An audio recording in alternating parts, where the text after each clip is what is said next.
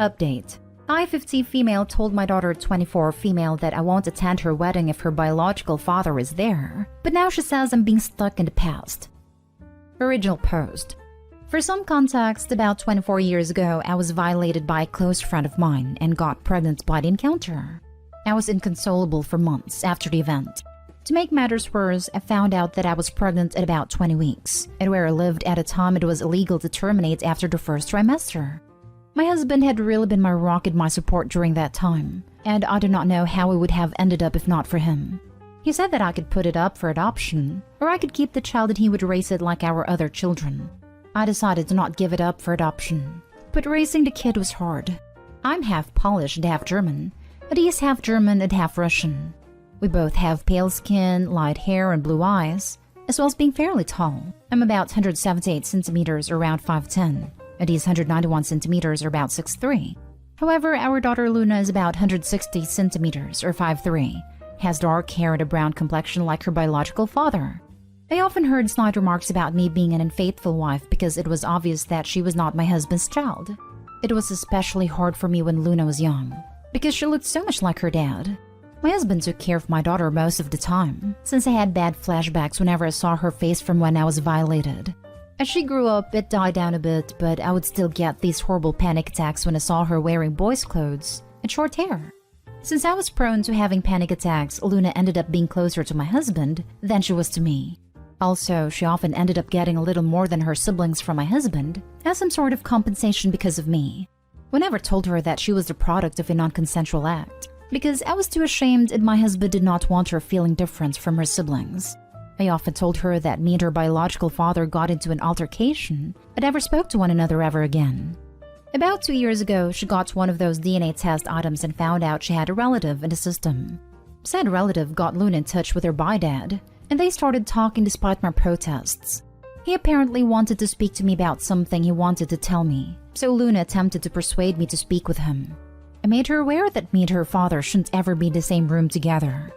Now, Luna's getting married to a lovely young man. Some of the COVID restrictions have been lifted, so she's able to have a decent-sized wedding. The original plan was to have my husband walk her down the aisle, but he had gotten into a bad accident, leaving him in a wheelchair until his legs are strong enough to support his weight again. However, this is not her idea of a picture-perfect wedding day, so she invited her biological father to have the honor of being the bride's father. Her wedding invitation not only invited my offender, but she totally disrespected the man who raised her. Although I or a bridesmaid could have pushed him down the aisle, she thinks it would not fit the vibe of the wedding. My husband looked so shocked and upset that she would even think of this, but I was furious. I have a visceral hate for that man, and I let her know that I would not be anywhere near him. She told me that this is what she wants and there's no changing her mind, so I told her I will not be attending if he's there. She got upset and told me that I shouldn't hang on to the past, but I laid it into her that she doesn't know what happened between me and her biological father, so she shouldn't stick her nose where it doesn't belong. Though I feel terrible about what I said and how I said it, and I can't be blamed for her being born or not knowing what happened since I never told her, I still feel as though my wishes should be respected if I say I don't want to be in the same room as someone. I'm now okay with her contacting her father, I just do not want anything to do with him. Also, it's rude to replace your father with another man who you've barely known for 2 years because of something he couldn't control. Can anyone offer me a perspective that I am not catching? Has anyone ever dealt with this, and if so, how?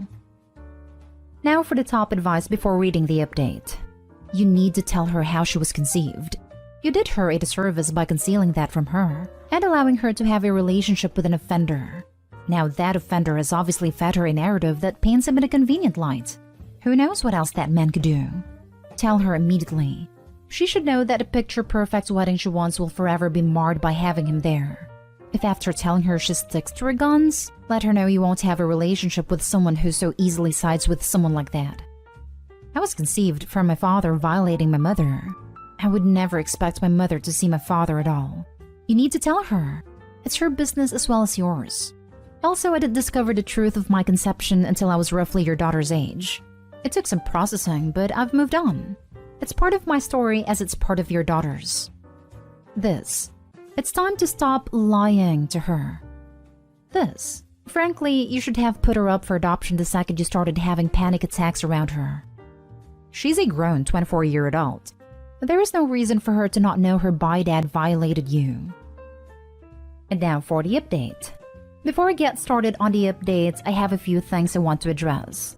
A lot of people have questioned me on why I did not tell my daughter that she was a product of a crime. The only answer is that I was ashamed of myself. For some context, before I got married to my husband, I actually was very close friends with my offender. We grew up together in a small community, and our families were close. Our parents even wanted us to be together. He was always interested in me, but I didn't give him a chance until university. I broke it off with him and started dating my husband, but I never cut him off because we were very close. He invited me over to drink. This was normal for us. And when I started getting a bit tipsy, he violated me. I was very traumatized by the situation and tried to get him jailed, but I couldn't.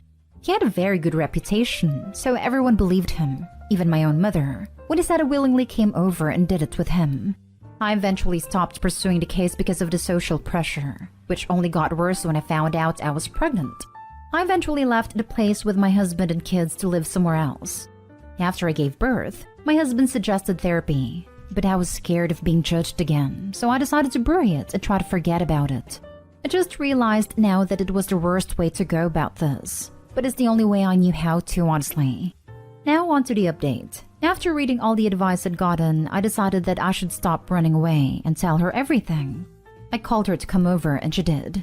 I first apologized for yelling at her for her suggestion, because in her mind it was an innocent suggestion.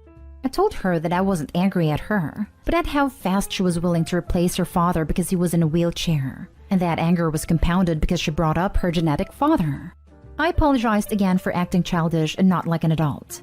She asked me why I'm so against her genetic father being in the same vicinity as I am, and I just told her everything, from our initial friendship to her forced conception. She didn't believe me, like some of you predicted, but I can get a copy of the records of the court case and offered them to her if she needed a look. She looked stunned, like she wanted to believe me, but couldn't. I apologized for keeping all this from her because I didn't know how to bring it up. She told me she didn't believe me and would confirm with her genetic father, so I told her to take the time she needed to process all this. Later that day, she came again, crying and apologizing for not believing me. I held her and cried and apologized too. It was kind of therapeutic. We had a long chat and I did feel closer to her. When we were done, she said she wanted to take me out to a surprise to help me feel better in a couple of days, which I happily agreed to.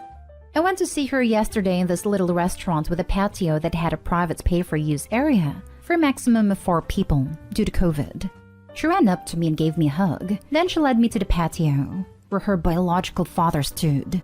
She told me he was here to apologize and start my healing journey. I just wanted to leave, but he grabbed my hand, and all those memories I tried to repress just came back out. I started having a panic attack and lost my balance, to which she tried to help me keep my balance, which worsened everything. I honestly don't remember how I left, but I ended up in my car just sobbing. I called my elder son to pick me up because I was not fit to drive at that moment. Today my daughter called me upset that I ruined her surprise, but I was extremely upset with her. I asked her why she did that when she knows everything that happened between me and him, and she tried to use the excuse of my healing journey, but I wasn't having it. She admitted that she wanted me to get used to him because he's gonna be walking her down the aisle along with my husband, and we'll be doing the daddy-daughter dance. I told her that while I loved her and respect her decision to be with him, I am not willing to be anywhere he is. She started complaining about how she wants all her family to be there, and I'm still not forgiving, but I hung up the phone. My husband is aware of everything and stands by me if not going to her wedding, but I don't want this. If my other children were to know, they would stand by me and tell the rest of their extended family, which is going to lead to my daughter getting disowned by the family. There is no need to give me advice on this because I will be seeking professional aid. Anyways, one good thing to come out of this is that I'm finally confident enough to seek therapy. Thank you for listening to my venting and for commenting on my last post. Happy holidays! I hope you enjoy it with those who love you. WTF. Honestly, same. Daughter checked all requisites of villainy. Never met the daughter, but her entire existence infuriates me right now. It baffles me that in some twisted way, she excused, condoned, accepted, doesn't care that the assault happened. Can't even find a right word, but it was selfish of her to ambush you with that horrible person. sending virtual boosters and support to OP after being hit with a hurricane of an event. Seriously, what a self-centered little see you next Tuesday. What a horrible daughter. No offense. But at least you have other people in your life with warmer hearts. I think the same.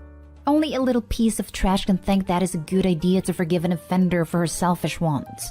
I know that she's her daughter, but I'll cut her off if it was me. This is a lot for you to deal with.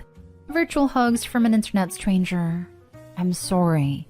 I'm so sorry for all of this. My heart goes out to you. Question, if I may, is your husband going to the wedding?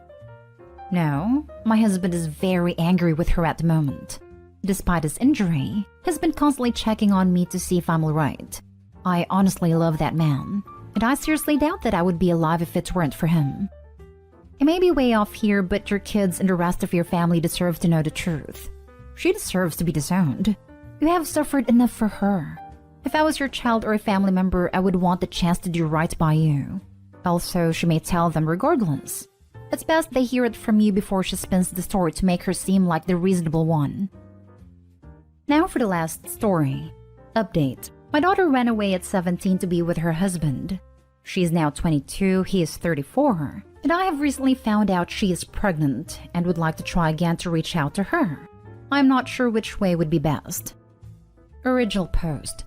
Hello, I'm 53 years old and I have a 22-year-old daughter.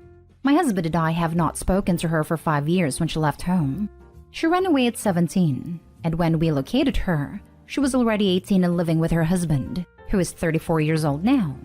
My husband completely cut her off, but I tried to maintain contact with her, but never got any responses from her. Eventually, she changed her phone number, and I didn't even have any way to contact her.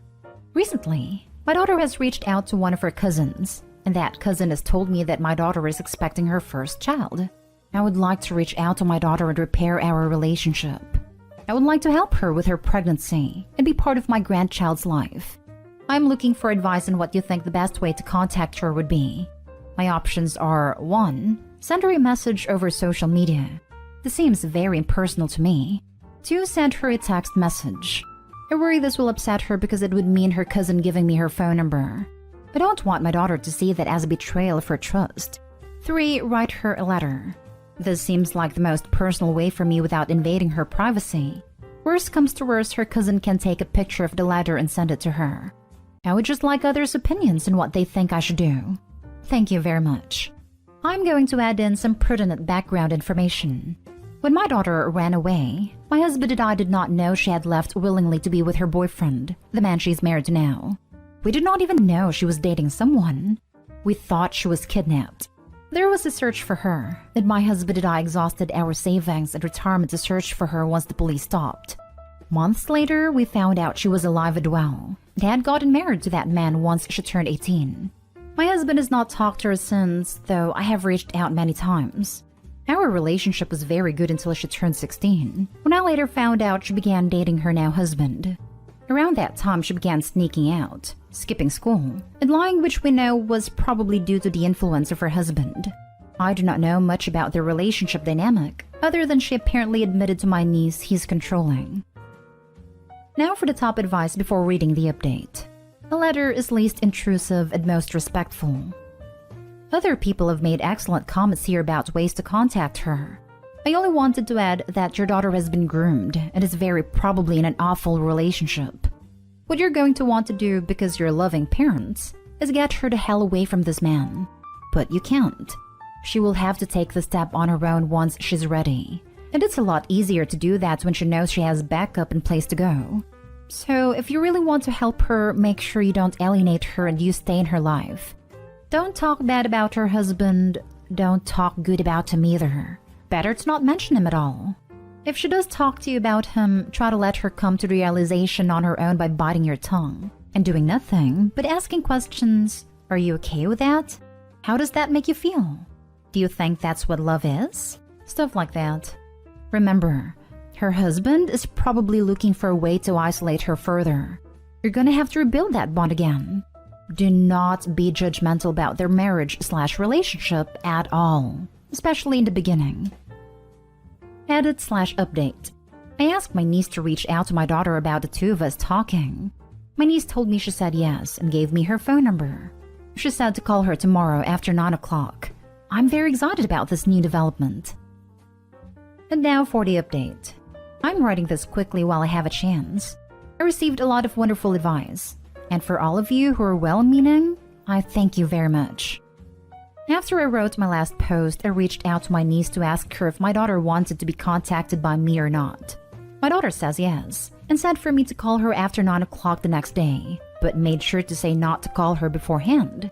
At 9:15 the next day, I called my daughter. She immediately told me she needed money at a place to stay.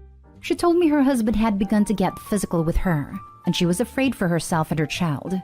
In summary, over the last few days, we have found out that my daughter's husband was emotionally and financially controlling her over the years. But my daughter was fooled by him enough that she thought it was okay or normal. She said that he would get mad at her if she talked about reaching out to her father and I, and would tell her that we were going to try to break them apart. It wasn't until she became pregnant and got worse that she realized she needed to get out. My husband and I immediately flew to go get her and bring her home. We have already talked to law enforcement in both her town and ours. Thank you, everyone. I know this is written rather hastily, so if there are any questions, I will answer them. I wish you and your daughter all the best. I'm glad she felt able to ask for help and leave her abuser. That takes great courage, especially after being groomed so young. Thank you very much. She was very brave, and we are very proud of her.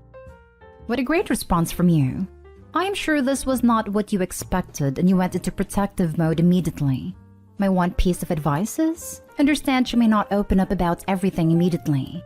Let her know that's okay and your home's a safe space. And when she's ready, you're there for her if she wants to share. She would fare well with therapy, but what a damn champ for asking for help. She's a strong one. You raised her right. Congrats on being a grandparent, though on quite a different type of journey than you expected. My husband and I immediately flew to go get her and bring her home. What a relief it must be for her to find herself in a safe place. Please be patient with her. Her recovery will take time and will require therapy and a lot of support.